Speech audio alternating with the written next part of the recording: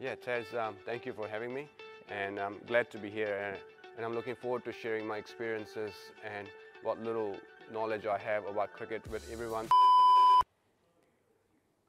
The question is, how do you build the innings? Like, if you're scoring, like we've got a lot of young players who score really good shots, but 30, 40s, maybe touching 50s, but how do you score big hundreds? Like, what's the secret of batting long?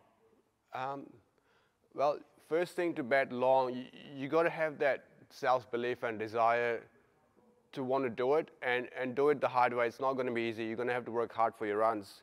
And secondly, you're going to have ebbs and flows in your innings where certain stages of your innings are going to flow really well, and the bowling team is going to get on top of you, but you might have to respect that.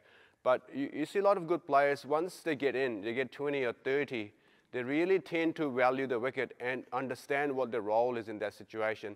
So if you look at Babar Azam or Virat Kohli, one of the best one-day players ever, they tend to hit the sweepers hard. If you on 20 or 30, you're generally going to have a cover sweeper, deep square leg, out.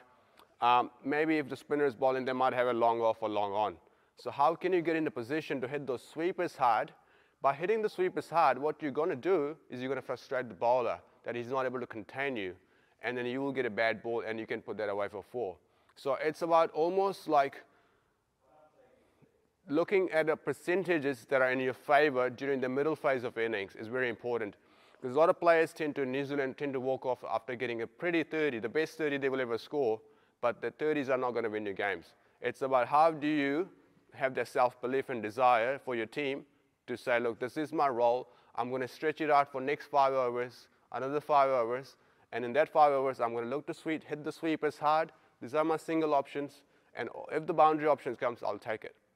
And also don't be afraid to soak up some dot balls if you have to, because if you get out in that position, the new batter is going to come out and going to have to do the same. So it's important that you take that moment, talk to your partner at the other end, figure out how you can extend your little partnership from 2 overs to 5 overs to 10 overs.